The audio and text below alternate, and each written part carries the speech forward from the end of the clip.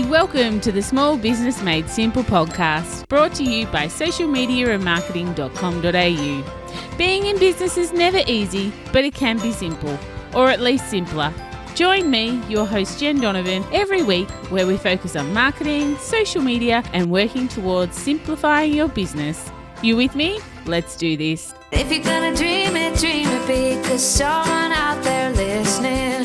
Everyone's got a voice to give, and it's time I heard you whistling, 'cause there's no point at all, in dreaming small. Well, hey there, my fabulous listener. Welcome to episode 276 of the Small Business Made Simple podcast, and the first one for 2024. Happy New Year, you amazing human. From me and mine to you and yours.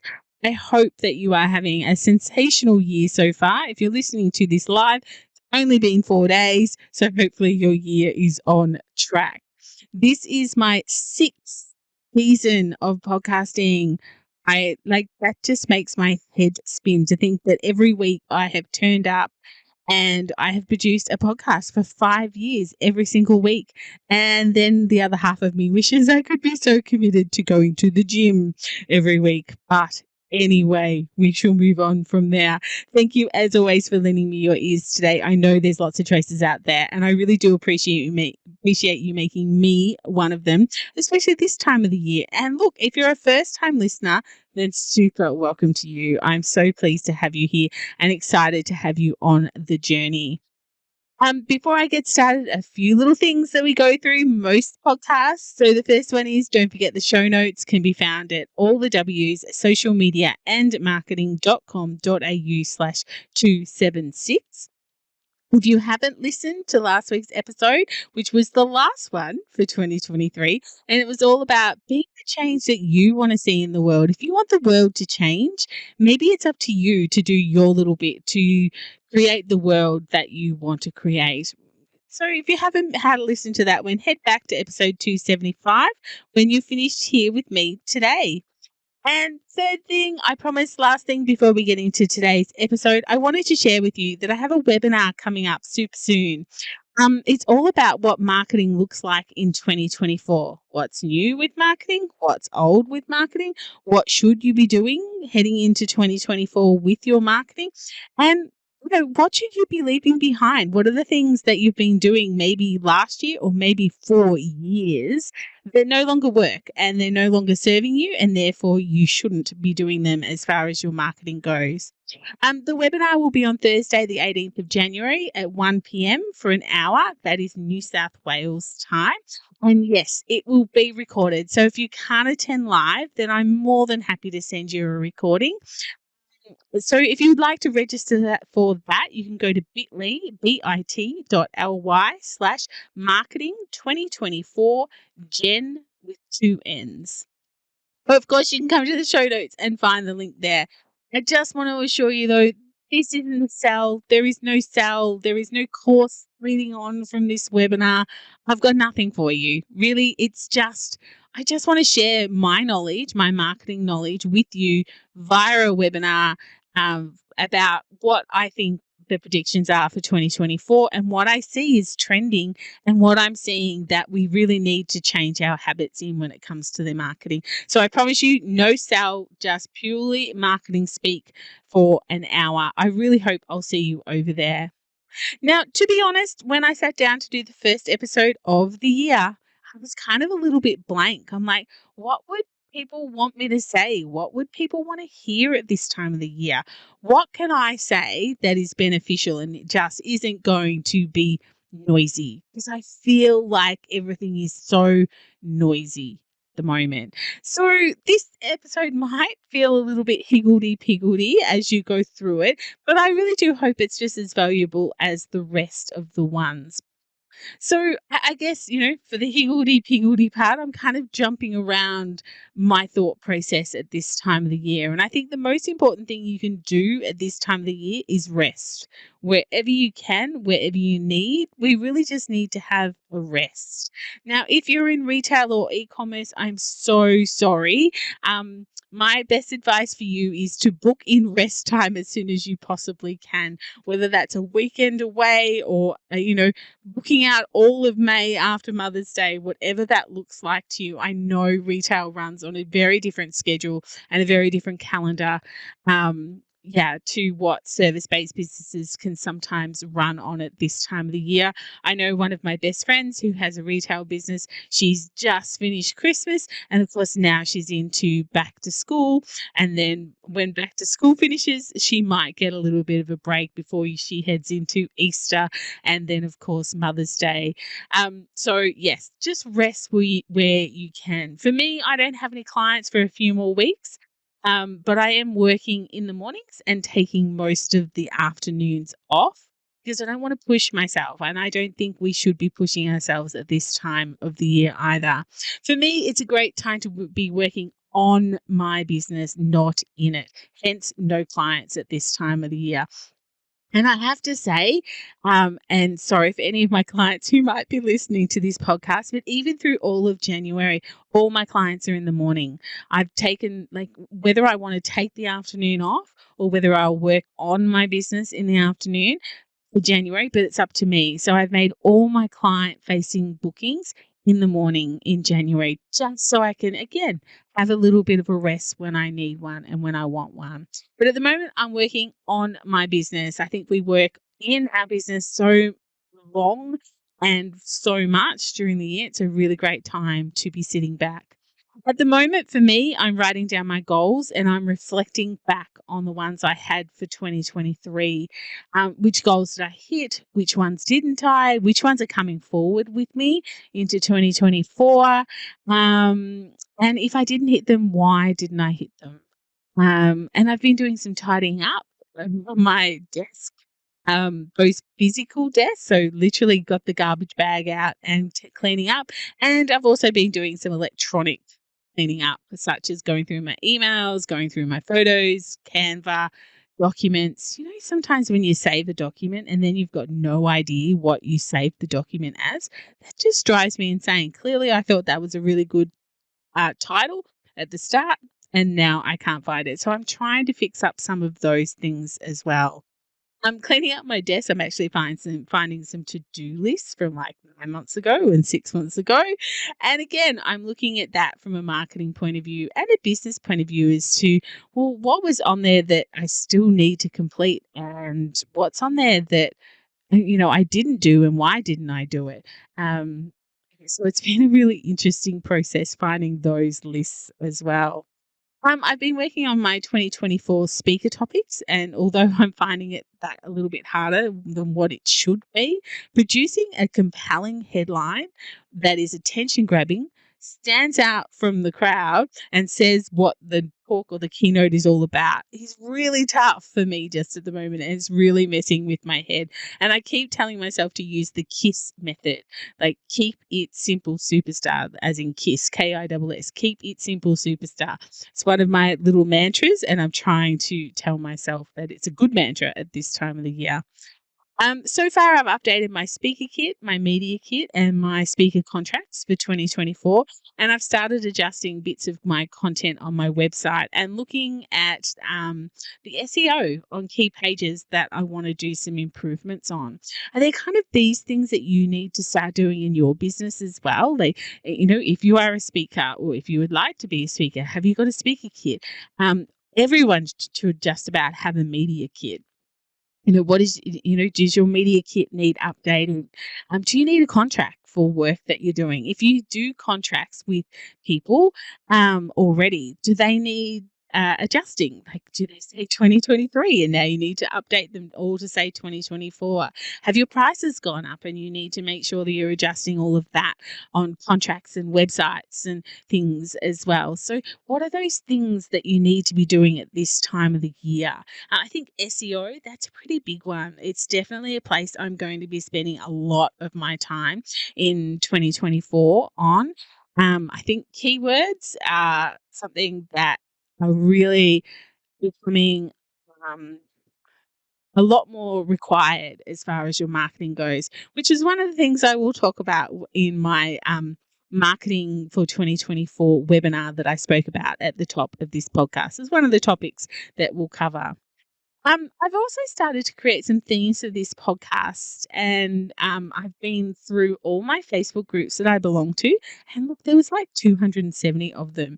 Oh, goodness me. I've removed myself from loads of loads of Facebook groups, and I've checked out others to see if they're still current. I've looked at their rules, and I've updated my spreadsheet so that I know what days I can promote in these groups, what days I can share a tip or a trick, what days I can support other businesses, etc., etc. That spreadsheet is a really important part of my marketing strategy, and it lives just above my desk on a corkboard along with my goals, my elevator pitch, and my brand color codes. You'd think that I would remember my brand color codes by now, but I just don't seem to be able to lock those into my brain. So they're the things that exist on my cork board at the moment, heading into the first week of 2024. Still lots of working on my business to go, but I'm happy that I'm actually getting somewhere. And next week, I think that I'll start on my social media, look at my insights, and plan a big chunk of content and schedule that big chunk of content. Chunks of content I can plan, for example, are social media tips or marketing tips, testimonial posts. I can gather all those up from 2024 and make new posts about them, speaker posts, join my community posts, promo about the book or about my 9-week marketing transformation program. These are all things that will be useful all through the year. So if I can plan a big chunk of them and I can schedule a big chunk of them, then that, of course, is going to help me with my social media throughout the year. What is there in your business that you can do that for? Like, what are the things that you can plan for, the things that just keep coming up over and over again, such as testimonials? I don't care what business you're in, you need to have testimonials, and you probably have testimonials. So, going into Canva, for instance, and creating, 10, 15 testimonial posts, posting and then scheduling them in once a fortnight. Say you've got 15 once a fortnight, that's 30 weeks of content. And by the time you get to the 30th week, you could just repurpose the one you did in January because no one is really going to remember. So these are the things that you could perhaps help yourself out with and do during this time of the year if you've got time to work on your business. I spoke earlier about my goals. So I finally got around to taking my goals from my goals workbook that we all did back in November, or a certain amount of my community came along and did that workbook with me. And of course, I did it along with them. And so now I've taken them from that to sticky notes that live above my computer desk so that I see them every single day. I've been a little bit metric orientated this year, though, or more metric orientated this year. It just felt like I just needed something a little bit more measurable, which sounds really dumb, doesn't it? Because, of course, your goals should be measurable. But, I had a goal, for instance, I want 25 speaking gigs. So now I've broken that down to actually I want 2 a month. And rather than just saying I want to do more PR articles, now I'm like, okay, I think I've actually got time to do 1 a month. So if I can achieve 1 a month, that will achieve my goal. I feel that my goals, just needed that improving with their measuring. Maybe your goals do too. Maybe that's something that you could look at when you're setting your goals as well. I'd like to mix up this podcast a little bit more as well.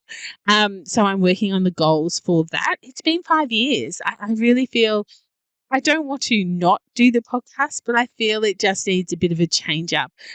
Again, like I said in an earlier episode late last year, you might not notice the changes, but there is going to be changes. It will still be me talking and me having guests and that sort of thing. But one of my biggest goals is to take people from listening to this podcast and bring them deeper into my world, which is, things like join my like-minded business owners Facebook group, reach out and connect on LinkedIn or join my Instagram channel.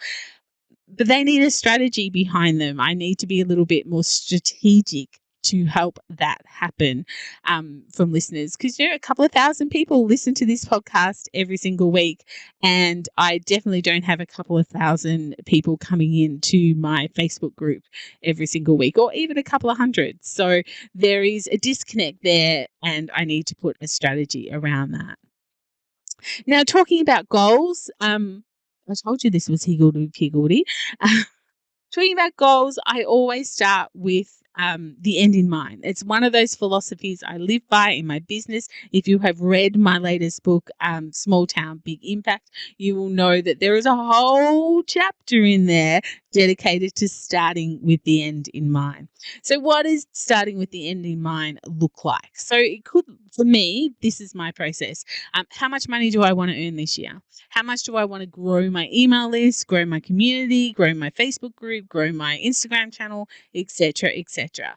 And I'll ask myself a few of those types of questions and put some metrics as the answers, and then I'll work backwards from there. For instance, let's take how much money I want to earn this year. Let's just say I want to earn $100,000 this year. How am I going to do that? When I look at my income streams, I need to work out how much each one of those income streams actually needs to earn in order to get me to 100K. So if I look at my income streams, for instance, they would be my 9-week marketing transformation program, obviously book sales. Now I've got a book, speaking gigs, private clients, government work. Yep. So let's just take those 5, for instance, as income streams that I have. So what does each one of those need to earn me to reach 100K? So let's just say the 9-week 9-week marketing transformation program. Let's just say I want it to bring in 25K, book sales 5K, speaking 40K, private clients 20K, and government work 10K. So that gives me $100,000. So how many people do I need to break it down further. How many people do I need to get in the course to get 25K? How am I going to market that to my community to get new people in my community, as well as the people who are already in there, to buy that particular course? How many people do I need to attract to sell a course? So if I say, for every 10 leads, I make 1 sale, then how many leads do I need? And what does the marketing look like for those leads, I should say? $20,000 from private clients. How many private clients is that? Where am I going to find these private clients? How am I going to attract them? What am I going to offer them? 5K in book sales. Now, $5,000 doesn't sound like a lot, but it's almost 240 books. Where am I going to sell those books? What does that marketing strategy look like? So I think you're starting to get the gist of what I'm doing here. I'm starting at the top and I'm working backwards. I'm starting at 100K and I'm working backwards.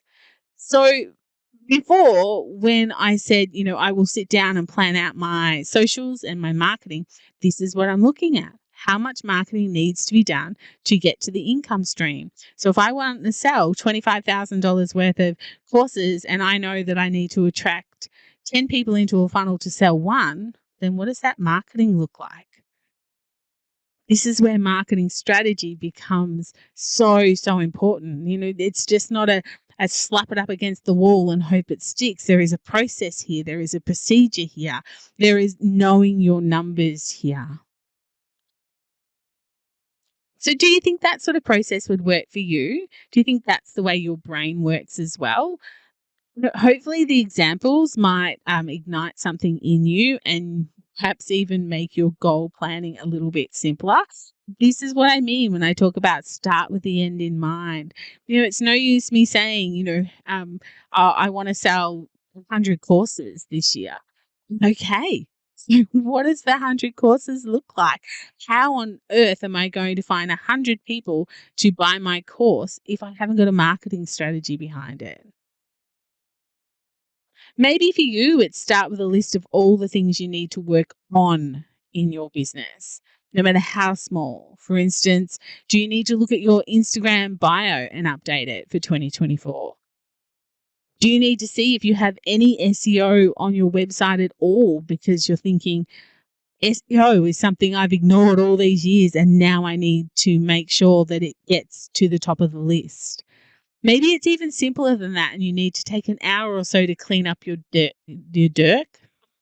clean up your desk, your workspace, and maybe start shredding that paper that is just everywhere all around your office. What do they say? Tidy desk, tidy mind. Maybe that's the place you need to start.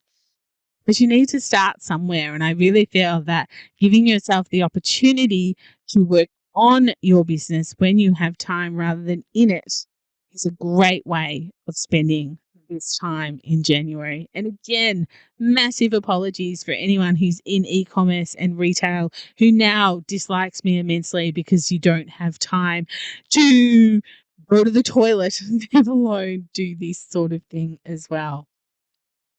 But I really think that starting with the end in mind, looking at your goals and working backwards, all of that can really help develop a really good plan for 2024. And I hope this episode has helped you, being the first one of 2024. I absolutely love this time of the year. It just feels so clean and fresh, and I feel like I could literally do anything with my business. I feel like it's just kind of like the world is my oyster.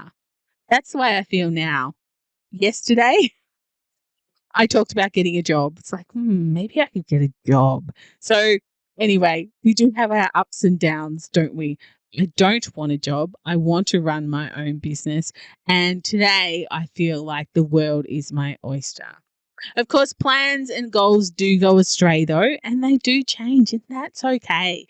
I don't want you thinking that, the goals you've written in January have to be the goals that serve you through the year. Things do chop and change. Heck, writing a book wasn't even on the goal list for 2023 for me, and yet it became one. It got done, and that was just the way it went. There were other goals, of course, that I had that I didn't do because the goal of writing the book came in. So I don't believe you should be constrained by your goals, but if you don't know what road to take, any road will do. So I'm just here to push you and challenge you to look at your goals and look at your financial goals so that you can make this year amazing. I'd love to hear from you in my Like-Minded Business Owners Facebook group about how you're feeling about the new year and around your thoughts around creating goals. There's already a few posts in there that I've done recently talking about goals. So if you're not a member of Like-Minded Business Owners, come and join it. I'd love to see you there. But otherwise, that's it for episode 276. If you loved this episode and found it valuable, then please take 30 seconds out of your day to leave me a rating and a review where you're listening, if that's possible, such as Spotify or Apple Podcast, or on my website, you could leave a comment, anything you would like to do there. Because again, just like last year, one of my goals for this podcast is to reach more people, and you can definitely help me achieve that by leaving a review. Thank you so much for that gift, that New Year's gift in advance. That's it. So I'll see you next week for episode 277. In the meantime, let's hang out on social if we're not already social on social. But remember, my small business peep, as my opening song says, there is no point in dreaming small. No time like the present. Tell it like you feel it, say it proud, be true, and let us see you for the star that you are. No point in dreaming small. I would like to acknowledge the traditional custodians of the land, the Yorta Yorta people, on which I record this podcast and conduct my business today, and pay my respects to their elders, past and present. I extend this respect to the Aboriginal and Torres Strait Islander people here with us today as well.